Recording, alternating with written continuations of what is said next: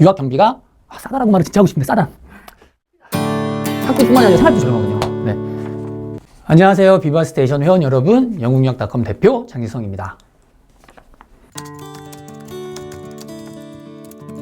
대학들이 좋다. 유학 경비가 경제적이다. 그리고 졸업 후 현지 취업과 정착이 가능하다.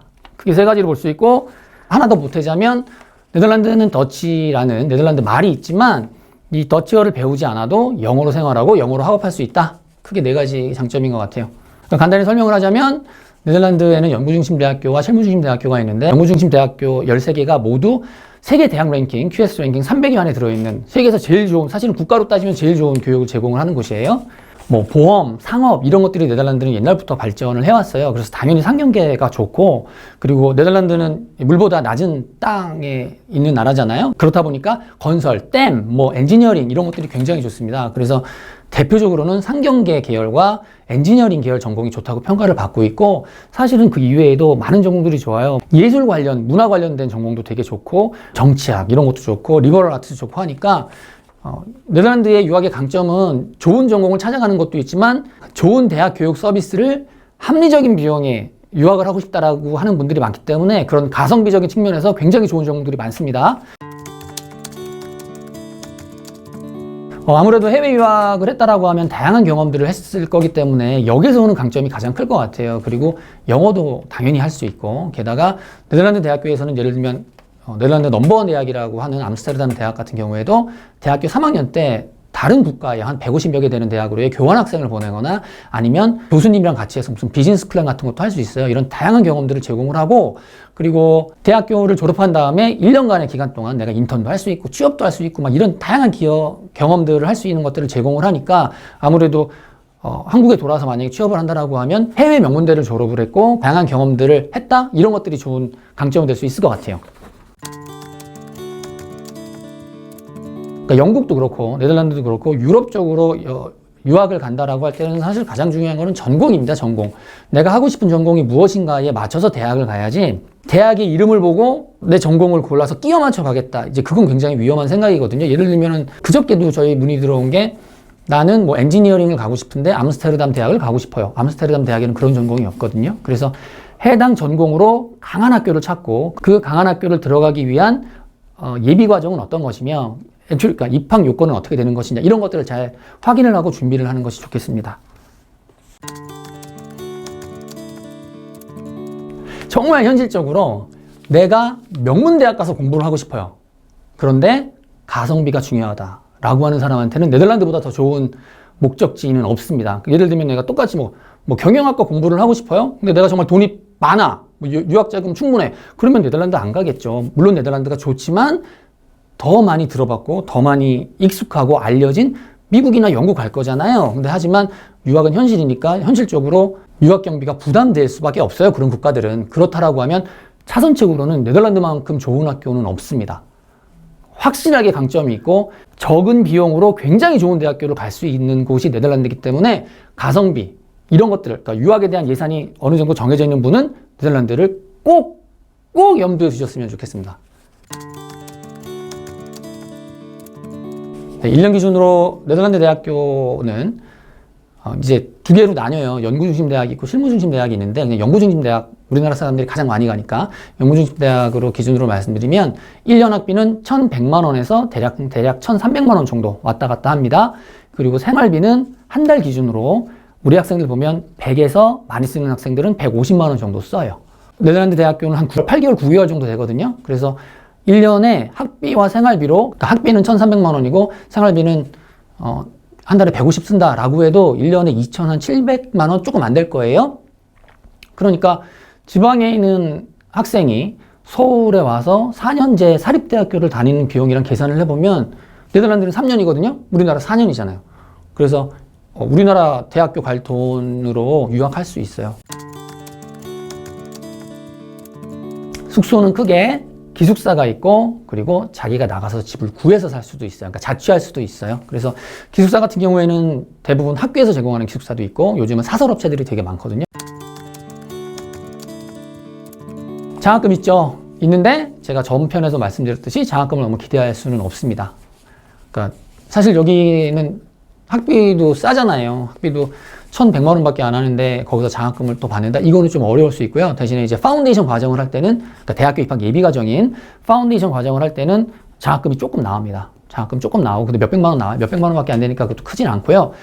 대신에 석사를 간다라고 하면 뭐 대표적으로 오렌지 튤립 장학금 같은 거 있어요. 그래서 그거는 대학별로 포션이 정해져 있고, 지원을 하면 거기에 해당되는 사람들을 이렇게 선발을 해서 장학금을 제공을 하기도 합니다. 그러니까 석사는 조금 기대해 볼 수도 있는데 학사는 기대하기가 어렵다. 하지만 기본적으로 장학금은 어렵다.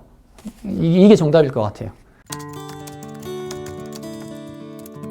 뭐 문과에서는 당연히 이제 상경계열이 좋고, 예를 들면 뭐 경영학과, 에라스무스 대학교, 뭐 암스테르담 대학교 여기 좋고, 경제학과 그러면 암스테르담 대학교, 그다음 틸버그 대학교 이런 학교들 좋고, 뭐 데이터 사이언스 하겠다 그러면 자유대학교, 암스테르담 자유대학교, 그러니까 뷰라고 하는 자유대학교 좋고, 아니면 내가 리버럴 아트를 하겠다 그러면 레이든, 아니면 암스테르담 유니버시티 컬리지라고 해요. 그리고 AUC라는 학교도 있고 되게 많아요. 뭐 케미컬 엔지니어링을 하겠다 투벤테, 메카니컬 엔지니어링을 하겠다 투벤테, 뭐 되게 많아서 여러분들이 생각하는 전공 중에 내가 갈 수 있는 전공들이 네덜란드에 영어로 개설되어 있다라고 하면 아주 좋은 거죠.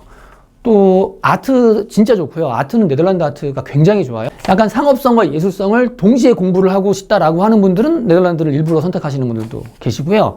그리고 또 주목해야 될 전공을 꼽자면 액츄얼 사이언스라고 해서 보험 계리학 있고, 왜냐면 숫자 만지는 거 네덜란드가 숫자에 되게 강하거든요. 그리고 계량 경제학이 있고, 최근에 올해 9월에 암스테르담 대학교에서 개설된 비즈니스 애널리틱스라고, 그러니까 경영 분석학이 있습니다. 이런 전공들은 나중에 취업 걱정 안 하죠. 아마 대학교 3학년 정도만 돼도 취업 막 다 결정나고 그럴 거예요. 그리고 또 미래를 보는 사람이다라고 하면은 농업, 네덜란드에서 농업을 아주 기가 막힙니다. 그래서 농업 보는 친구들도 있는데, 아쉽게도 네덜란드의 농업 관련된 전공을 우리나라에서 고등학교를 졸업했다라고 하면 현재는 바로 갈 수는 없어요. 그런 분들은 IB 혹은 A-레벨 같은 공부를 해야 되고, 그게 아니라 그런 거 내가 다 안 했다. 근데 나 우리나라에서 그냥 고등학교 나왔는데 그러니까 먹거리에 대한 공부를 하고 싶다라고 하면 Process and Food Technology라고 하는 전공이 있습니다. 그게 이제 헤이그 실무중심대학에 개설이 되어 있는데, 수학하고 화학을 잘하는 사람은 이거 진짜 좋은 전공이에요. 우리 미래는 먹거리 산업 아니겠습니까? 지금도 코로나 시대에 다 배달해 먹고 밀키트 해 먹잖아요. 그런 거 하는 것이니까 내가 미래를 좀 보겠다라고 하시는 분들은 숫자 만지는 전공, 그러니까 데이터 사이언스, 빅데이터 이거, 아니면 이렇게 푸드 테크놀로지 같은 거, 이런 거 추천드려요. 네, 아르바이트 가능합니다. 아르바이트 가능한데 이건 또 나중에 비자 타입에 따라 약간 다르거든요. 그래서 신청할 때 보험을 아르바이트 할 수 있는 보험 이렇게 해가지고 한번 할 수 있어요. 그리고 네덜란드가 이제 사람값 비싼 나라라서 알바하면 돈 좀 많이 벌고요. 그리고 실제로 저희 학생들 아르바이트 하는 거 보면은, 한 학생은 그 코트라에서 네덜란드에 오셔가지고 농업 관련된 거 이렇게 하는데 거기 통역하는 거에서 되게 많이 받더라고요. 네덜란드는 대학교 1학년을 들어가요. 그러면 BSA라고 그래가지고 대학교와 전공마다 꼭 통과를 해야 되는 학점이 정해져 있어요. 그래서 예를 들면은 뭐 암스테르담 대학교다. 그러면 60 크레딧 중에서 뭐 48이었나 46이었나 그걸 통과해야만 2학년으로 올라가는데, 내가 괜히 대학교 들어갔다 뭐 대학교나 대학생이야 라고 하면서 알바하고 놀다가는 1학년에서 2학년 못 올라갑니다. 대학 생활이 빡세요.